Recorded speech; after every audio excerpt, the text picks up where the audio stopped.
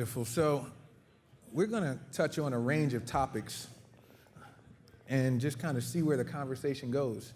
But before we get started, I thought it would be useful, since I haven't had to sit down with you before.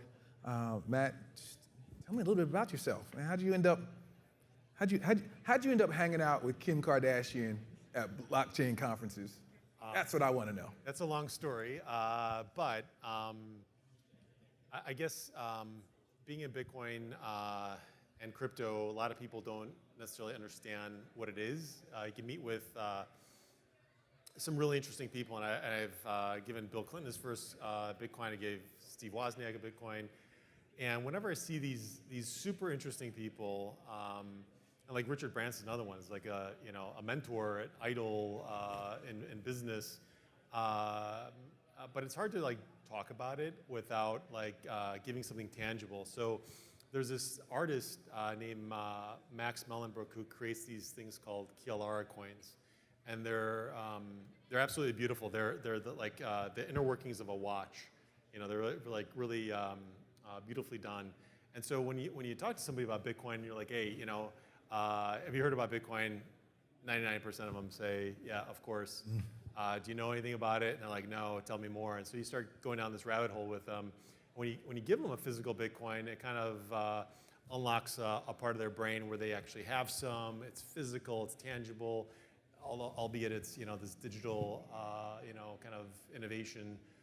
So doing that is I think cool with people like that have a much bigger megaphone than a lot of us in this space. But that mainstream dynamic of crypto is, it was kind of felt like it was upon us at the end of last year, and then kind of obviously fizzled a bit. But that's kind of how it works. It kind of like shoots up and then pulls back much farther than it was when it started, and that's kind of the yin and yang of this. That's interesting. And how'd you guys meet? How'd you guys end up hooking up? I worked for Block for a while right after Disney. So. Let me amplify that a little bit. Joe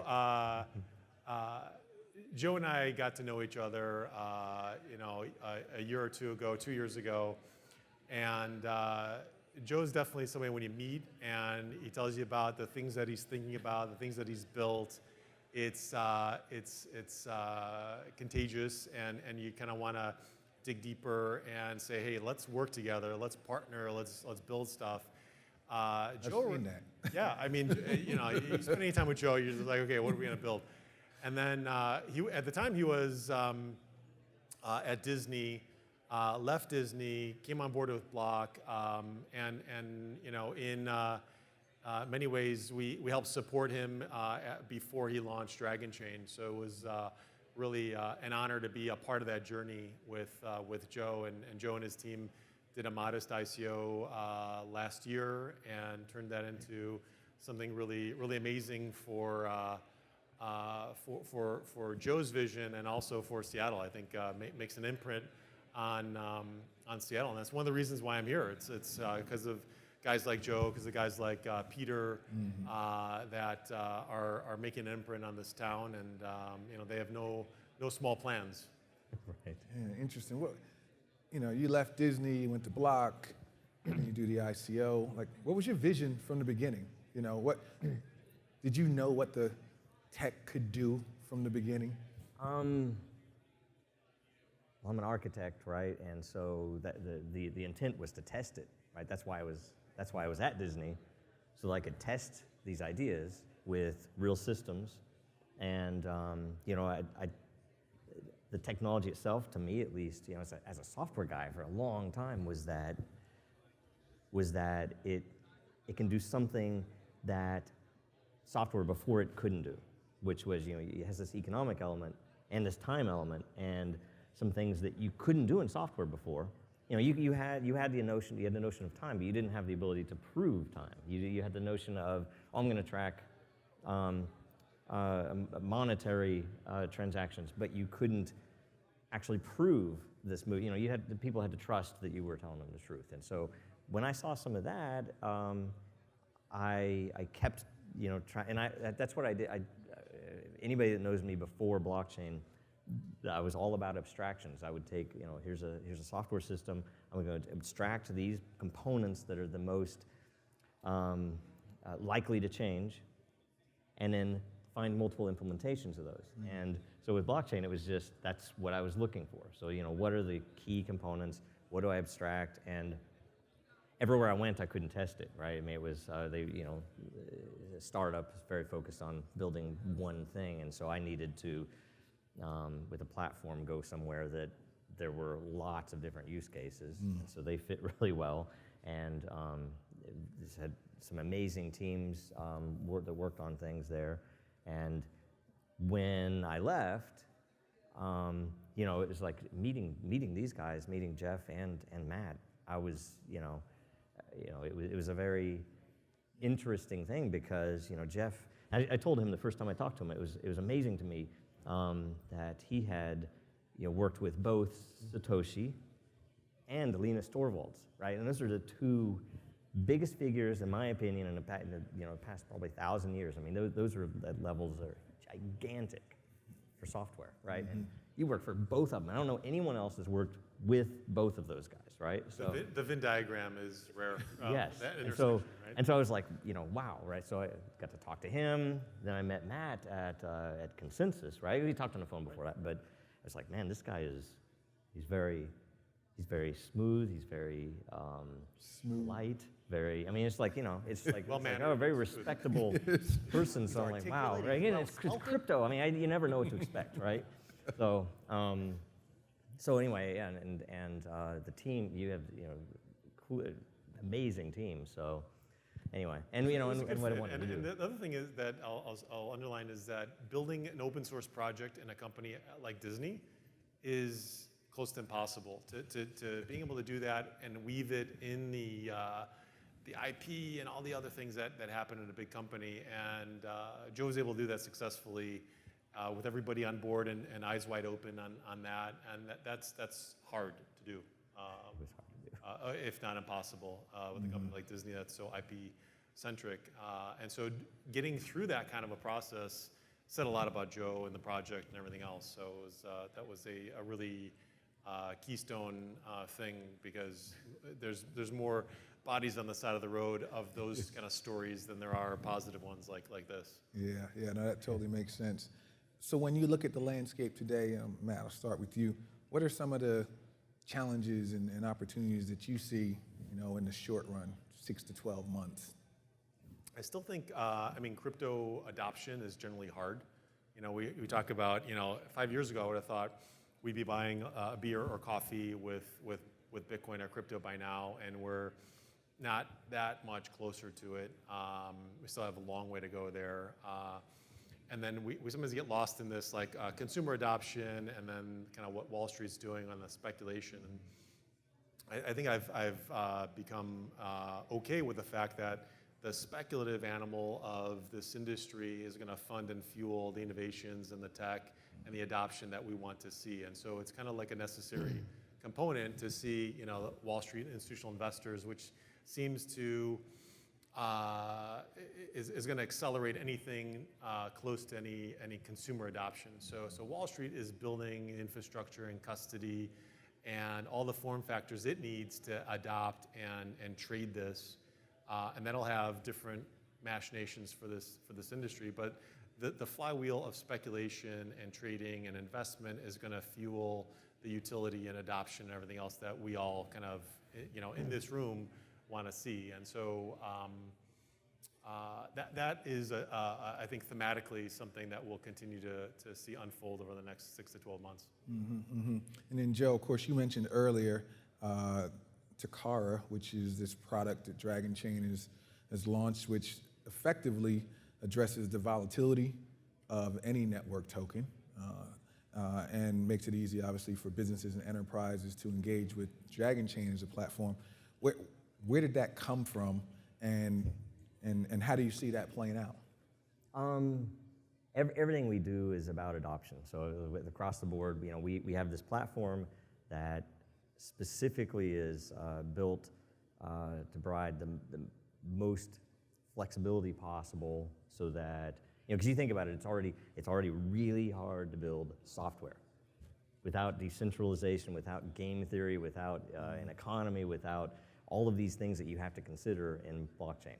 And so we need a platform that can effectively handle any business use case, like the internet, right? It's like, oh, should I sell books on the internet? It's like, what doesn't make sense, right?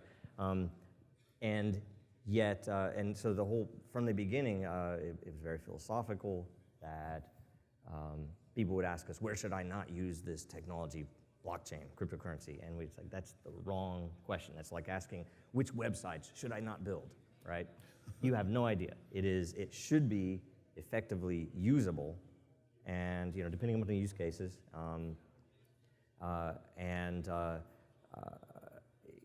one way or another, that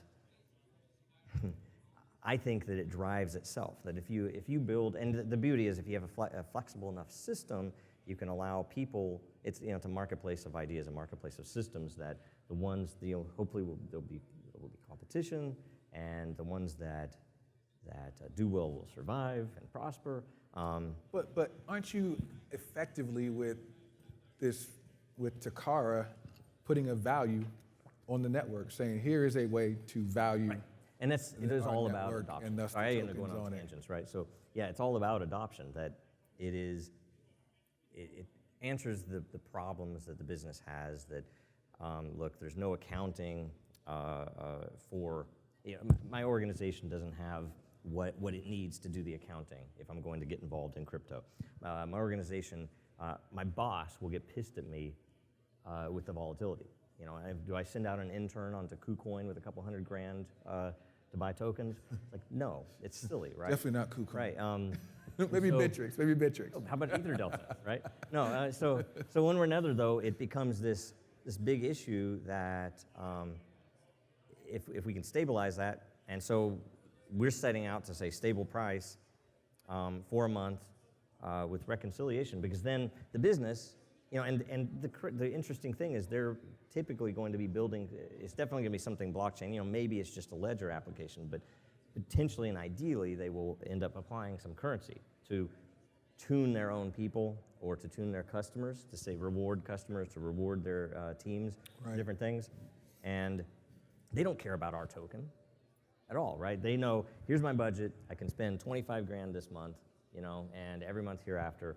And if it's successful, that'll grow, but that's what they care about. They don't care if that means that's 5,000 dragons or if that's 1,000,000 dragons. They don't care about that. So the point is basically we give them an interface that they understand, that their accounting already follows. They don't have to do anything different than if they're using Amazon or Azure or Google, right? So that's the intent. And again, yeah, it's all adoption, right? So. And what about you? What are the innovations that you're seeing that are most interesting to you right now? There's quite a bit. I mean, it's like everybody talks about the price and like crypto winter and all these people putting their heads in the sand, and that might be the view through a particular lens, but I'm seeing just so much building and innovation kind of as the undercurrent in this space.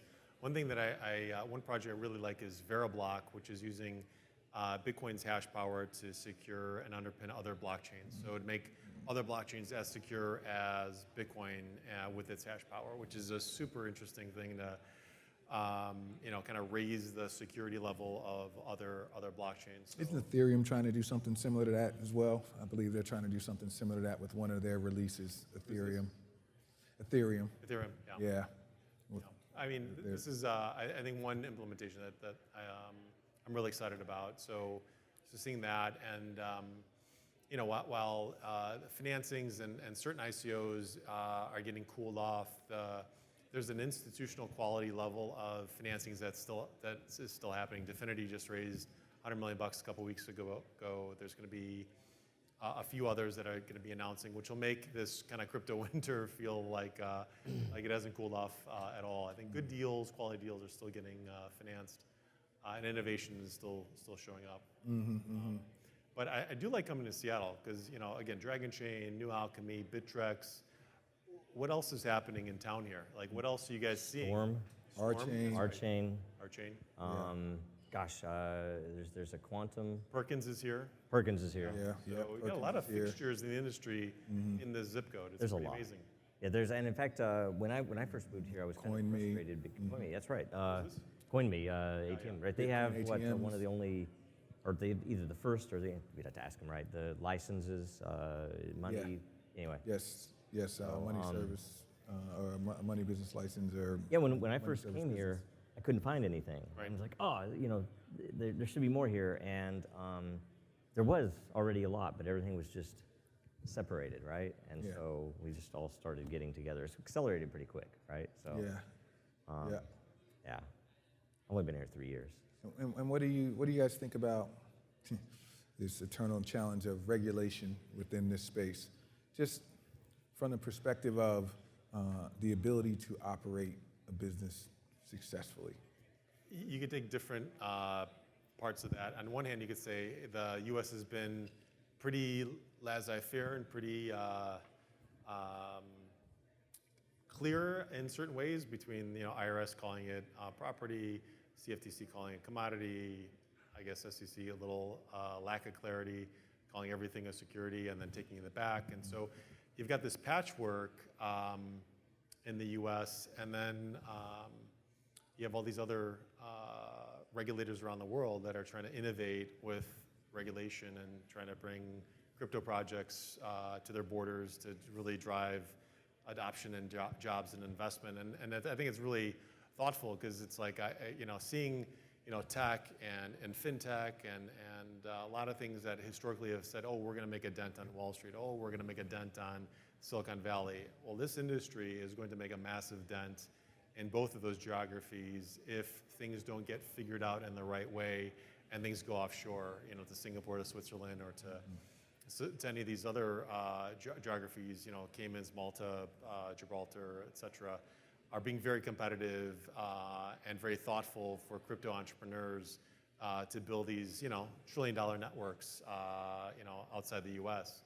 I think that if I was to maybe write a novel about this, I think the U.S. kind of continues to have complexity in its model, and then I think a lot of money is going to be raised and utilized offshore, and then we'll swing back. The U.S. will, create the Cryptocurrency Act of 2022, and give benefits for Right. miners will have free power and be tax free, whatever. I could see that happening.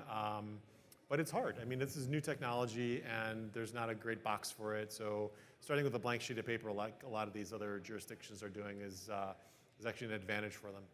Well, see, and I would want to know what the difference is between telecommunications and banking and VC. Because if you look at early internet, they were very much, let's be hands off, let's see what happens, right? And that seems diametrically opposed to the radical. I have radical frustration right now because there are no clear guidelines. Yep. Or at least they say there are clear guidelines, but at the same time, they will also, when you ask them questions, tell you, oh, it's not clear. We just don't do something, right? Because people got excited about putting women's shoes and pet food online, 20 years ago. Now it's like the medium of money and value transfer is here, and so MSB, state by state. You have all this whole patchwork of regulation that creates friction, a lack of clarity, and opportunity. As a venture guy, most of my career, I stayed away from fintech. It was regulatory capital, there was licensure, there was all these things that, from a use of funds standpoint, was like, nah, that's just dead capital and not interesting. But now in crypto and this whole new frontier that we're a part of, it's you could innovate with the medium of money, and you could do that. If the rules aren't totally clear somewhere, you could do that where it's clear and build your tech, get financed, and then we're not even close to this part. A lot of people have financed projects, are building projects, but the go-to-market is, they haven't even really started to compete with your SIA, your Gennaro, Filecoin, and this guy wants some decentralized storage. How are we going to compete against each other? It'll be interesting to see when those dynamics come in between pricing network availability, all these different things that come into play. Right. So we're still in this early phase of just get some money to fund this idea, build the idea, and then the go-to-market is still several years away. So that's Well, interesting. that's our side on with the Sidecoin, exactly that. Yeah. That on Dragon Chain, that right now we pretty much we store your chain. If you're talking about Dragon Factor, we store the factors of identity. It's not the details. It's just the fact that you're rated with a KYC, or you have a certification that you have you're an accredited investor, or you're over 21. Any of these things that the backing information is not there. But what we're going to start plugging in is the ability to say, okay, for a premium, I don't want you, Dragon Chain, to store my factors. I want those to be on Sidecoin, or I want my chain to be on Filecoin. I mean, the fact that at least that's the way we see ourselves. That is that generic factor that I can come in, and if one of these projects wows the world and does something no one else, I can immediately plug into it without changing my infrastructure. Right? I can use it. You might not even make that decision. There might be some AI that basically brokers and Yes. based on time, cost, and security, Yep. just find this solution. Right. And it might do that dynamically or even change over time. Right. Exactly. Because it doesn't matter where something's stored. It could be on multiple chains. I can pull it, and I can use it. So it's a beautiful thing, potentially. So I'm curious, how as an investor do you look at projects, given the global nature of the innovation in this space? It's not like you can just go, hey, I'm gonna rock up to Silicon Valley, and if I invest in enough businesses here, I'll have a broad enough spectrum of the businesses, I'm likely to get the next big thing. Innovation is taking place all over. How do you manage that as an investor?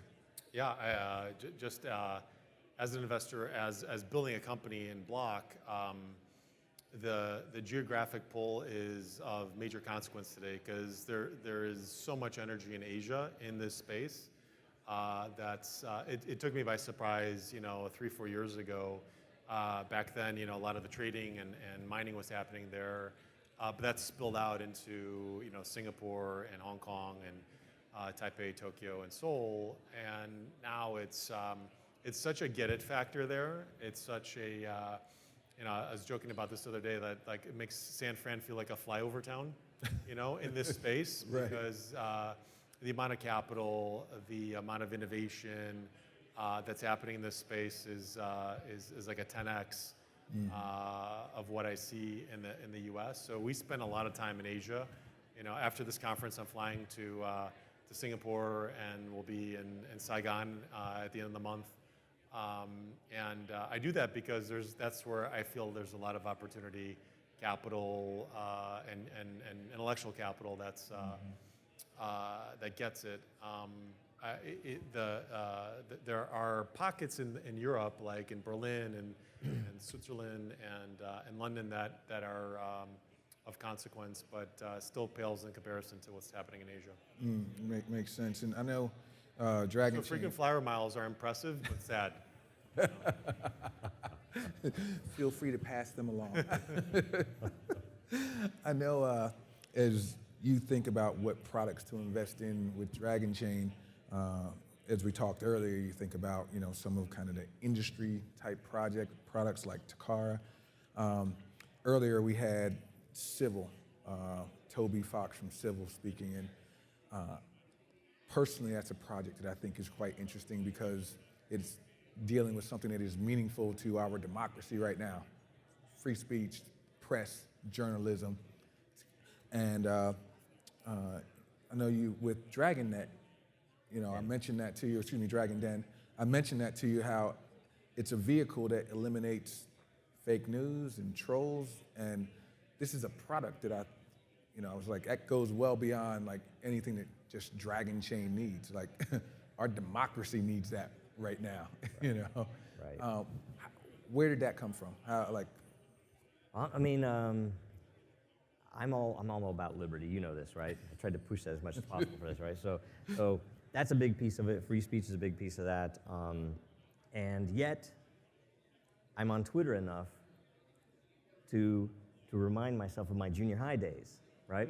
Because that is just the worst environment in the world to try to get any adoption. So okay, this is real technology, and it's like really, and then somebody goes on Twitter and they see what these people say about each other, and it's really pathetic, right? And so all of this stuff is why? Because it's free to tweet, and these people are too immature to be doing so in a professional sense. It's like, fine, if this is your hobby, okay, but some of these people, this is their actual... Professional trolls. is pretty pathetic, right? And there have been some studies, I don't know if you've seen some of those, I'm sure you have, on some of the paid trolls, so that's in there as well. And so it came up totally in our forum as, we had to ban a few people, and I can't remember what they did, right? It's in Telegram. Telegram's better than some, but it's still just like everything else, right? It's free to post whatever you want to post. So I'd mentioned, we need a crypto-aware forum. We need something where we can use this DDSS that we have, which you can prove that you're a member of the community in good standing pretty easily. And Dorsey was just on Capitol Hill talking about how to stem that with blockchain tech. Yeah, and I think the funny thing too is most of you Google, Facebook, and Twitter will sell you it's their algorithms, it's the AI, and okay, AI, machine learning has a place in some of this in tuning how these things work, but in my mind, it's a marketplace. You can defeat anything with a marketplace because you're going to incentivize people to tell the truth and to giving the correct information, right? Whether it's brutal or not, this is the truth, and I think that's what social needs, along with some skin in the game. That okay, an upvote isn't free, right? If this has 20 upvotes, that's on this system where they actually cost people to upvote is worth more than 3,000 on Reddit where it's totally free. Do you guys think that some of the incumbents, the Twitters, the Facebooks, even the Telegrams that put in that pile, tokenizing, creating those incentives will transform and kind of close that gap, or will it be a net new? I think it'll be a net new on some of this stuff. Me too. You never know, but I think they're too entrenched. It's obvious too. Once you have shareholders, once you're already making money, and once you have sources of funding unknown that might not want you to do that, it's not going to happen. Reddit tried to do it a few years back, right? I was excited, right? I was like, oh, this makes sense, but Reddit was going to tokenize, right? Yeah, but and I can't remember why. When they accepted crypto for tipping, remember that tip bot? That was separate. Yeah, that wasn't them. It was just bot, right? I used that. It was awesome, right? I can't remember the name of it, but it was cool because you could set your own custom phrases. So I could tip somebody a coffee, and it would give whatever I said was the equivalent amount of Bitcoin for that coffee. Sweet, it was awesome, right? I did it a lot. But one way or another, I think they're driving forces behind that they probably won't want to. And I think it's such a radical, because you think about it, any corporation that has gone through this social is okay, all this stuff, and they've gone to ads. And I think if you go to ads before you realize there's this technology out there that you could reward quality content, and the people, it's there's money to be made. There's tremendous amounts of money to be made on any of these platforms that have enough communications going. If you say no ads, we're gonna the Dragon Den thing is content creator, right? Which is obvious. You want to reward quality content as evaluated by a particular community, right? And you want to reward the evaluators themselves. So you want to put skin in the game just on an upvote to say it costs me, so it better really be valuable content, because I know if it's valuable content that I'm going to be rewarded by a cut of the people who come after me. Okay? And so that's what we're doing in Dragon Den, and that's why it's interesting. We don't have all of the economy worked out yet, but the software's there. We're making it look prettier. Awesome. So. It's pretty interesting. So we got a few minutes left before we can do some real drinking. I'm just curious, one of the reasons why we did this is because it's about building community. We are still very much in the community building phase.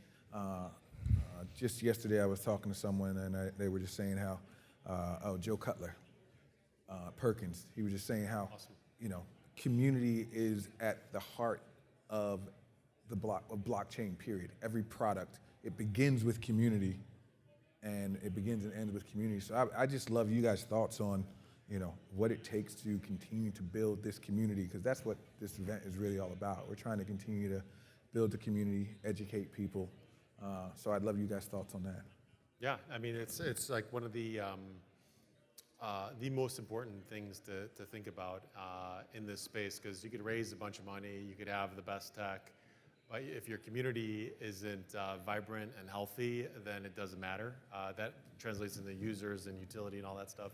And we saw that historically with Bitcoin, where I even started off as a Bitcoin maximalist early days, and then Ethereum came about, and then you're like, wow, this is innovation. Let's plug into this. And they showed this space, what community is, how you define community, or actually how you start to build a community. And that is now the table stakes for a new blockchain. EOS is doing that. Dragon Chain is doing that.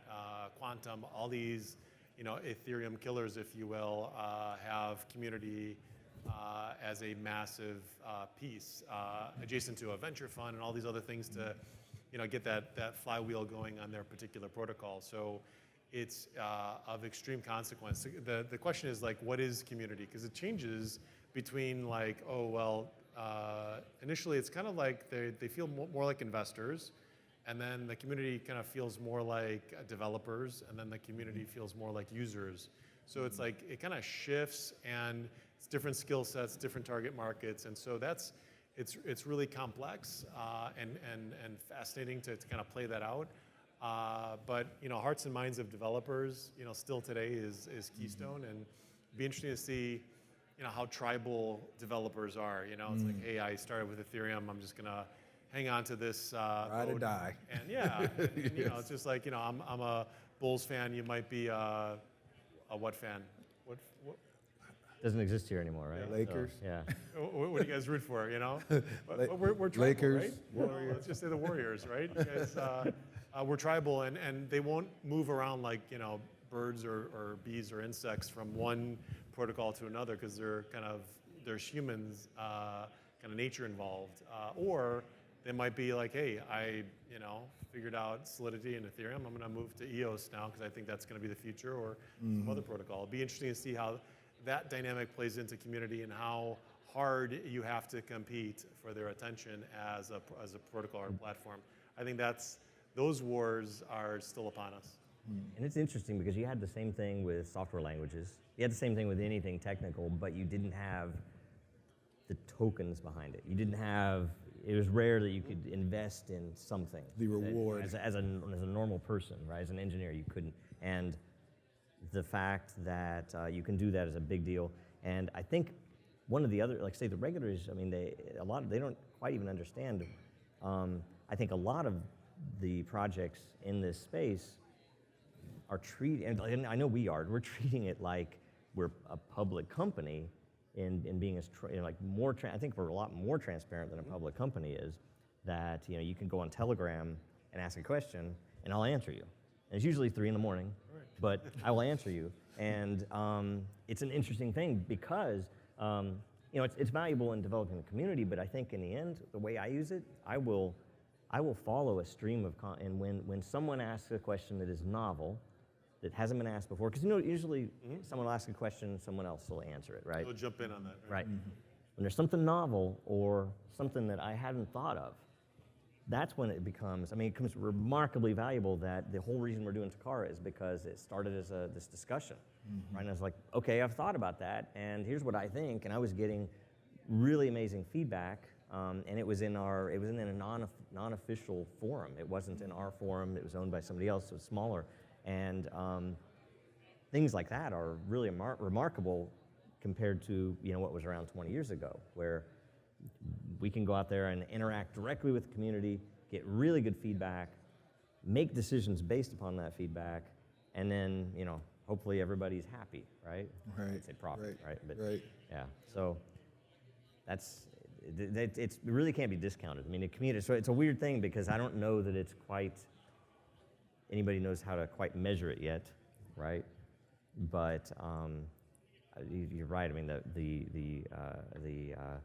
the community, the health of the community is gigantic, Yep. right? So That's the name of the game, because it's like it's a core competency now for any project. You have to build community. You have community managers, and that's even like that's like a lowball title for them. It should be like, you know, chief community officer. You know, Yeah. it's that important. Yeah. And then you have incentives. So you could sprinkle tokens and get real buy-in and stuff. And you know, as a company, you could only hire so many great devs, but as a community, you could have thousands of devs painting the fence for you, and that's where it gets makes the difference. right. We had, as an example, precisely that. We intended this, but like I say, the guys, two of the people on the forum reached out to me asking about a particular thing that they saw as an opportunity, wanting to make sure they weren't stepping on any toes or anything. I'm like, no, right? And they built Slumber Swap, right? And it's this key component of something that is very, it's a long vision. I mean, it wasn't even obvious when they were building it precisely what we were going to be using the DDSS for. But they knew, well, this is probably going to be useful, right? And so it's stuff like that, because people are building stuff. There's that, hundreds of yes. those examples. They get Yes. uncovered or even never uncovered. A lot of times we don't even know, Too right? shy to ask, Yeah, right? yeah. And then it's going to get to a point where it's like there's so much noise. Everybody's armed with tokens and capital and everything else. And then how do you break through the noise as a protocol to developers? And there's going to be, I think it's going to, the competition is going to continue to increase. It'll be exciting in this space. Wonderful. Well, gentlemen, we are going to have to continue this conversation over drinks with the rest of the audience. I thank you guys for your time. You will definitely receive invites back to the future Taproom talks. Awesome. Right on. Count us in. Yes. Thank you. We are concluding the formal part of our program Let's do it for with the a day. toast. I love that idea. All right. Thank you. Cheers. Cheers. Thank you, guys.